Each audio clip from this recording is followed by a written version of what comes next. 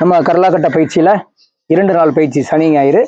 இந்த 2 நாள் பயிற்சியில் முடிவில் ஒரு மருத்துவ குறிப்பு சொல்லுவோம். ஏன்னா நமக்கும் நம்ம குடும்பத்தாருக்கும் நண்பர்களுக்கும் உறவினர்களுக்கும் பயன்படக்கூடிய எளிய வகை பயிற்சி முறையில். ஓகே, இந்த மருத்துவ குறிப்பை நம்ம தொடர்ந்து வீட்டில் பயிற்சி பண்ணணும். நம்ம ஏற்கனவே உள்ளூர்ல கிட்னியை பற்றி பார்த்தோம். இந்த கிட்னிக்கான சுவை, உப்பு போன வீடியோலும் பார்த்துருப்பீங்க.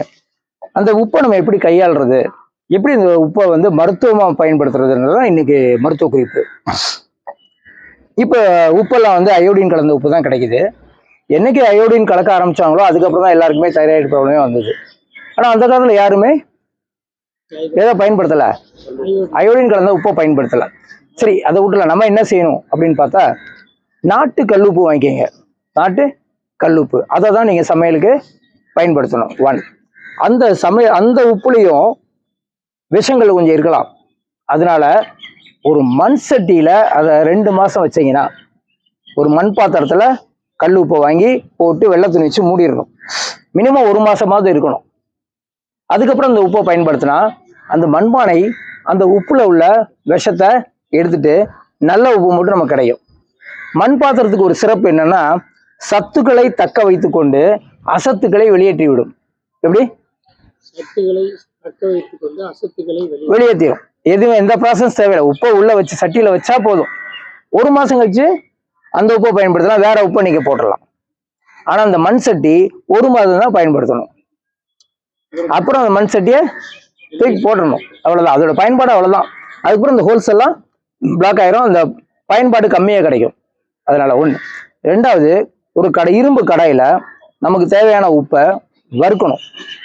வறுத்துட்டு அதுல ஒரு கைப்பிடி முருங்கைக்கீரையை போட்டா அந்த முருங்கைக்கீரை என்ன பண்ணும், அதுல உள்ள அசுத்தங்கள்லாம் வெளியெடுத்துரும், விஷத்தை முடிச்சிடும். அந்த முருங்கைக்கீரை அதுலயே இருந்தாலும் தப்பு கிடையாது. அப்ப அந்த உப்பை நம்ம என்ன பண்ணணும், பயன்படுத்தணும். அப்ப உப்பை வந்து முதல்ல அயோடின் கலக்காத உப்பை சாப்பிடணும் 1. 2வது, உப்பை சுத்தப்படுத்தி சாப்பிடணும். 1 வறுத்து பயன்படுத்தணும், இல்லைன்னா மண் சட்டியில பாதுகாத்து அதை அடுத்த மாசம் பயன்படுத்தணும்.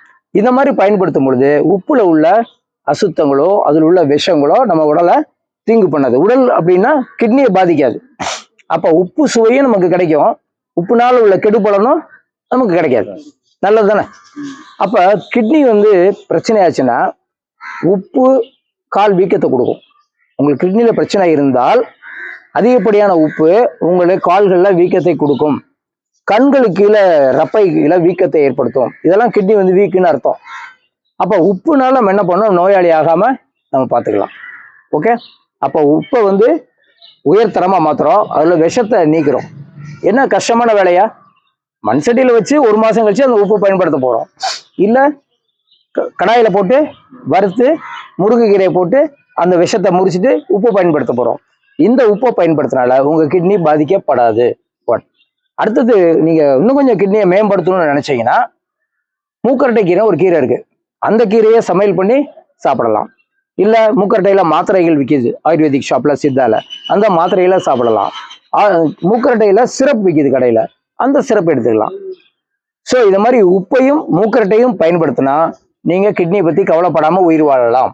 கிட்னி ஆரோக்கியமா இருந்தா நம்முடைய ஆயுட்காலம் அதிகரிக்கும், இரத்த சுத்திகரிப்பு அருமையா இருக்கும், முழங்கால் வலிகள் வராது, ஹேர் ஃபால் வராது, கர்ப்பப்பை கோளாறு வராது, யூரின் இன்ஃபெக்ஷன் வராது, கிட்னி ஸ்டோன் வராது. ஒரு உப்பை நம்ம மேம்படுத்தி பயன்படுத்தும் விதத்துல பயன்படுத்தி மூக்கரட்டையும் சேர்த்துக்கிட்டா நம்ம கிட்னி பத்தி கவலைப்படாம ஆரோக்கியம் வாழலாம். இந்த தகவல், இந்த விஷயத்த உங்க வீட்டுல பயன்படுத்தி மற்றவங்களும் சொல்லி கிட்னியை மேம்படுத்தி நம்ம ஆரோக்கியமா வாழலாம். நன்றி. உப்பு தண்ணியில குளிக்கலாமா? அது ஹீலிங் பிராக்டிஸ்ல வரும். ஹீலிங்ல வரப்ப சொல்லுவேன். ஓகேங்களா? தகவல் நல்லா இருந்ததா? ரொம்ப கஷ்டமான விஷயமா? கிட்னிக்கு எதுக்கெல்லாம் உடல்ல கிட்னி வந்து எதற்கெல்லாம் காரணம் அப்படின்னா, முதல்ல வந்து யூரினல் ப்ராப்ளம், செக்ஸுவல் ப்ராப்ளம், கல் அடைப்பு, கற்கள் உருவாகிறது, ஹேர் ஃபால், முடி கொட்டுறது, அடுத்தது கிட்னி ப்ராப்ளம், கிரியேட்டின் லெவல் அதிகமாகிறது. ஓகே, அடுத்தது கர்ப்பப்பை கோளாறு. இதுக்கெல்லாம் கிட்னி தான் காரணம். நீங்க கிட்னியை விட்டு ஹேர் ஷாம்பு போடுறது, ஹேர் ஆயில் மாத்துறது, அதனால ஒரு பிரயோஜனமே கிடையாது. ஆனா கிட்னியை பலப்படுத்திட்டா இது அதெல்லாம் பார்த்துக்கிறோம். ஓகே, அல்ல நாட்டு கல்லுப்பு வாங்குங்க, பயன்படுத்துங்க, ஆரோக்கியமா இருக்கும். ஓகேங்களா? நாட்டு கல்லுப்பு. ஹலோ, கிளாஸ் முடிய போகுது.